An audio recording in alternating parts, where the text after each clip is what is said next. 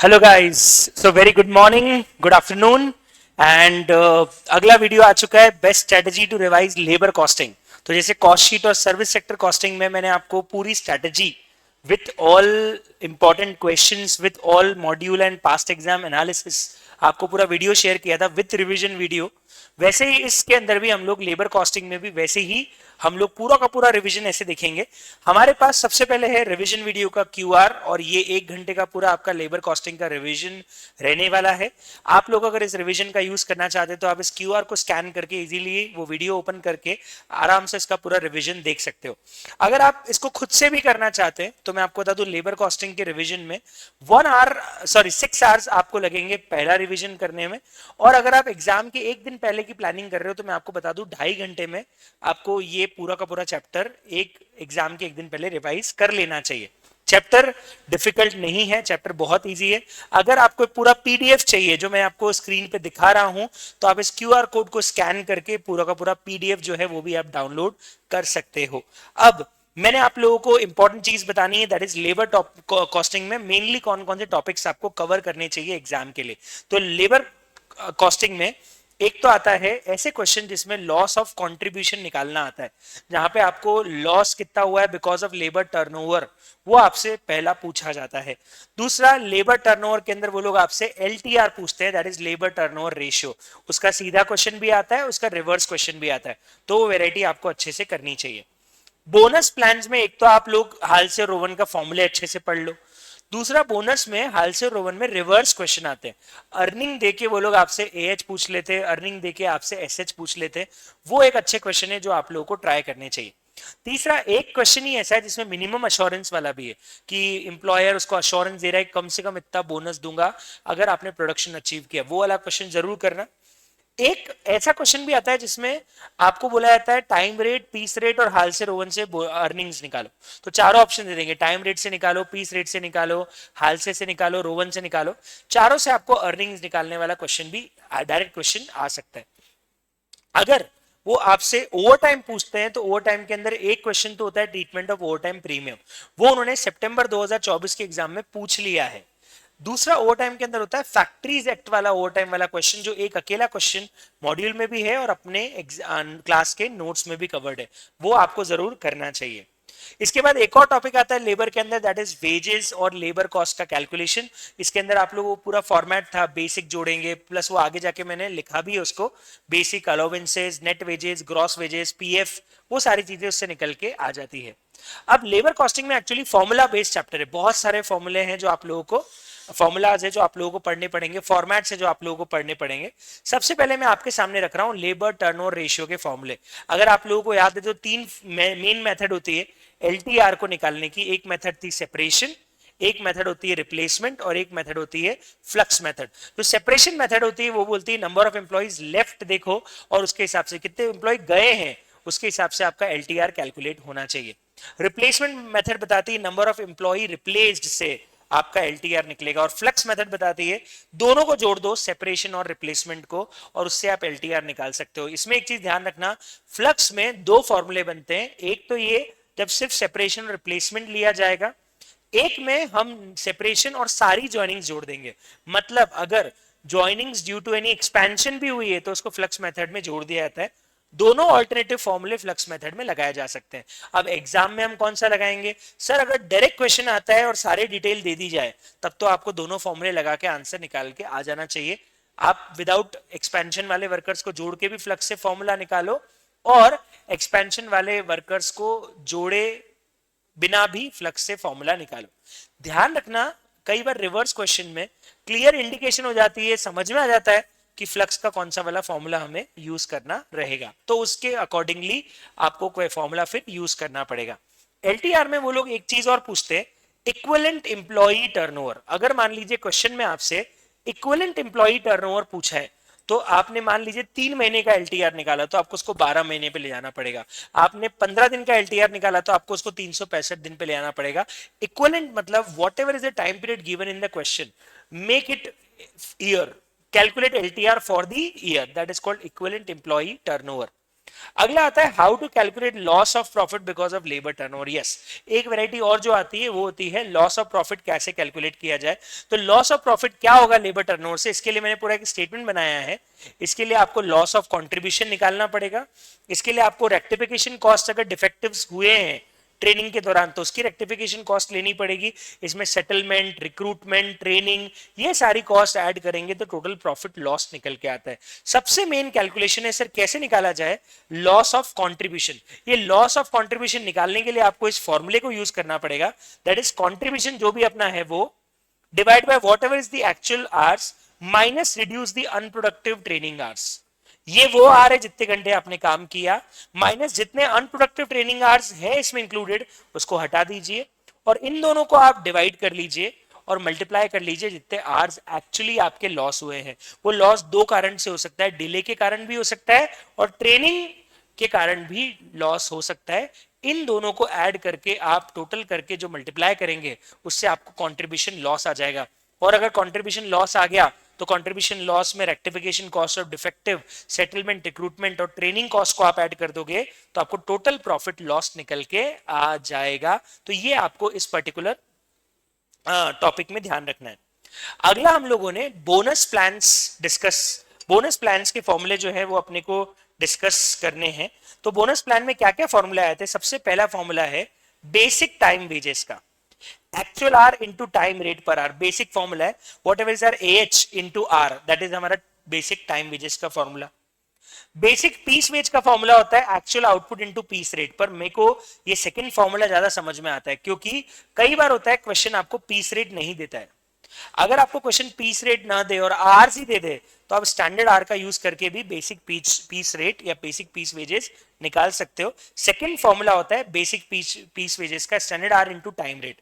Actually standard R actual output को ही represent करते हैं। तो अगर आपके पास में एक्चुअल आउटपुट नहीं है तो आप स्टैंडर्ड आर से भी पीस रेट निकाल सकते हो। सर अगर दूसरे ऑप्शन पे जाना है तो एक तरीका और है, आप टाइम रेट को भी पीस रेट पे कन्वर्ट कर सकते हो। अगर आप टाइम रेट को पीस रेट पे कन्वर्ट करते हो तो पीस रेट को डिवाइड करना पड़ेगा स्टैंडर्ड टाइम पर पीस से।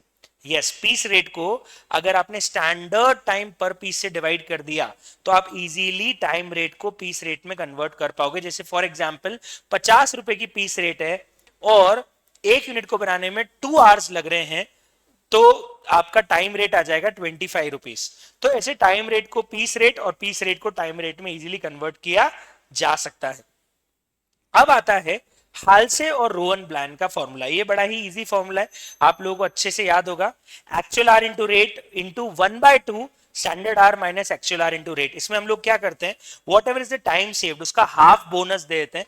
तो actual R into rate plus 1/2 standard R minus actual R into rate हमारा होता है हाल्से का अर्निंग्स का फॉर्मूला। रोवन का जो अर्निंग्स का फॉर्मूला होता है वो भी अगेन बेसिक वेज तो यहीं से निकलती है actual R into rate per R, पर इसमें मल्टीप्लाई करते हैं actual R upon standard R से। तो चेंज क्या है हाल्से और रोवन में, हाल्से में हम लोग 1/2 का यूज करते हैं, रोवन में हम लोग एच अपॉन एस एच का यूज करते हैं। Actual R upon standard R से हम लोग रोवन की अर्निंग्स का फॉर्मूला निकाल सकते हैं। Sir what exactly is effective hourly rate, क्योंकि कई सारे क्वेश्चंस ऐसे आते हैं जिसमें हमको इफेक्टिव आर्ली रेट भी पूछ लिया जाता है।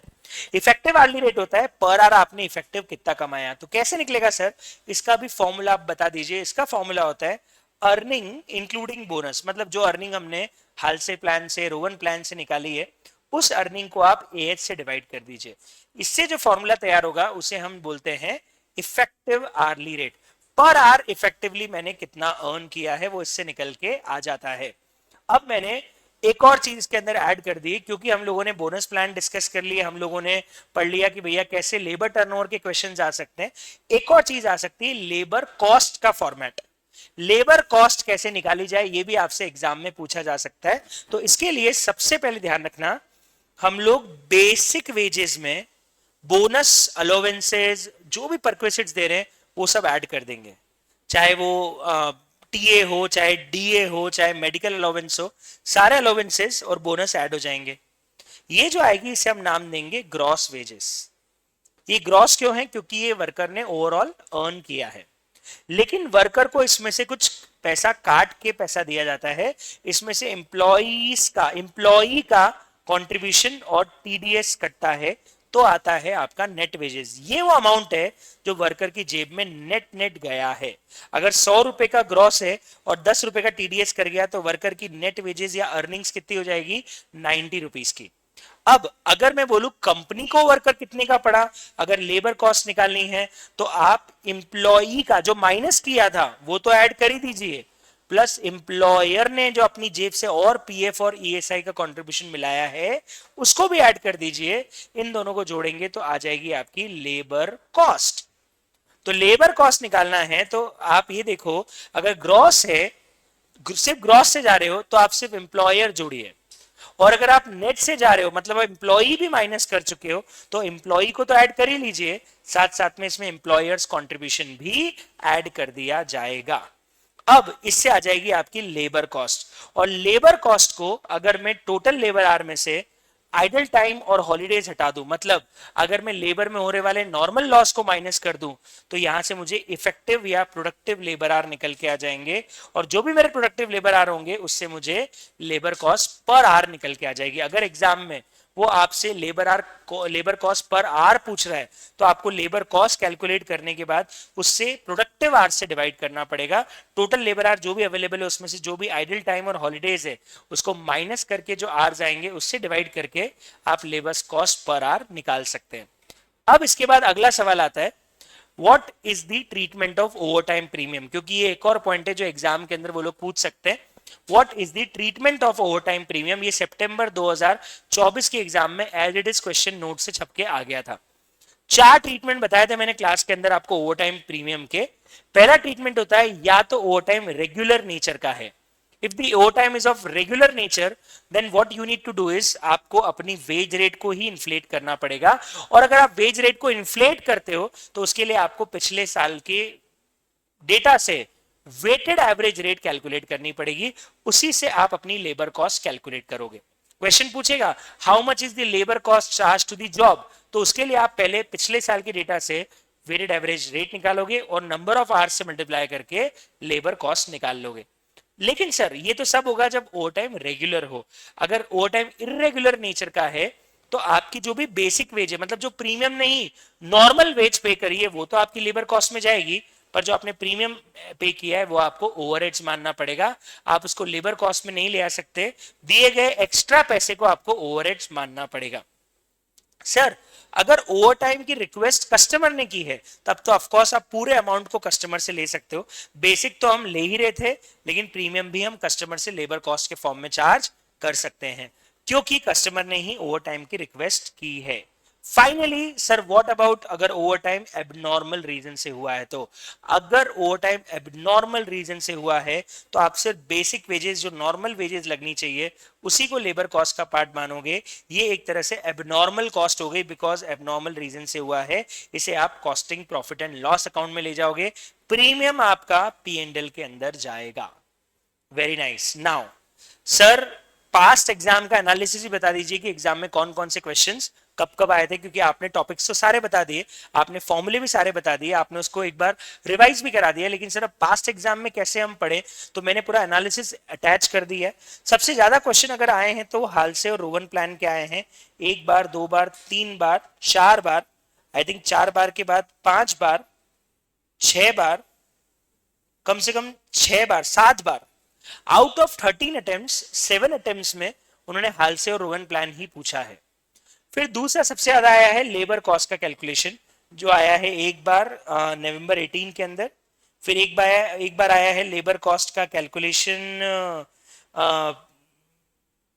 एक ही बार आया, 2 बार आए थे, एक बार और आया है लेबर कॉस्ट का कैलकुलेशन, ये रहा इन नवंबर 20, और एलटीआर भी 2-3 बार उन्होंने पूछा है। एलटीआर उन्होंने पूछा है एक बार आपसे जुलाई 21 के अंदर, एक बार उन्होंने पूछा है मई 22 के अंदर, एक बार एलटीआर उन्होंने पूछा है अपने से मई 24 के अंदर भी। तो सबसे इंपॉर्टेंट है हाल से और रोवन, फिर एलटीआर, फिर लेबर कॉस्ट, और एक ही बार आज तक ओवर टाइम प्रीमियम के ट्रीटमेंट का क्वेश्चन आया जो नोट्स का ही क्वेश्चन का छपा छपाया क्वेश्चन था। तो ये हमारे पूरे पास एग्जाम का एनालिसिस भी मैंने आपको दिखा दिया स्क्रीन पे। इसके बाद फाइनली हमारे पास आता है टू डू क्वेश्चन की लिस्ट। तो ये मैंने पूरी टू डू क्वेश्चन की list as per your notes attach कर दी है। इसमें रिसेंट अटेम्प्ट के क्वेश्चंस ऑलमोस्ट हमने क्लास में सारे कर रखे हैं और आपके कवर्ड है, तो करने की जरूरत नहीं है। तो ये पूरी टू डू लिस्ट है हमारे नोट्स की, जो मैंने आपके इस पीडीएफ के अंदर कर दी है अटैच। मैं अगेन एक बार आपको बोल रहा हूँ, ये पीडीएफ अगर आपको चाहिए तो आप इस क्यूआर को स्कैन कर लीजिए, आपको पूरा का पूरा पीडीएफ मिल जाएगा और इस तरीके से आप लेबर कॉस्टिंग का पूरा रिवीजन कर सकते हैं। मैंने लेबर कॉस्टिंग के रिवीजन का वीडियो का बारकोड यहाँ पे कर दिया है स्कैन। आप इसको स्कैन करके आप लेबर कॉस्ट को फुल रिवीजन भी करना चाहें विद ऑल क्वेश्चन के कॉन्सेप्ट, तो उसके अंदर भी आपको पूरा का पूरा रिवीजन मिल जाएगा। So this was a very short revision of labour costing about this strategy how to revise labour costing. ऐसे में आने वाले कुछ दिनों में सारे चैप्टर्स के रिवीजन वीडियोस ऐसे करके आपको देता रहूंगा, ताकि आप लोग अपनी स्ट्रेटेजी के हिसाब से अगले 15 दिनों के अंदर पूरी की पूरी कॉस्टिंग को कंप्लीट कर पाए। थैंक यू गाइज, मिलते हैं अगले लेक्चर के लिए, अगले स्ट्रेटेजी वीडियो के लिए। Thank you, bye bye.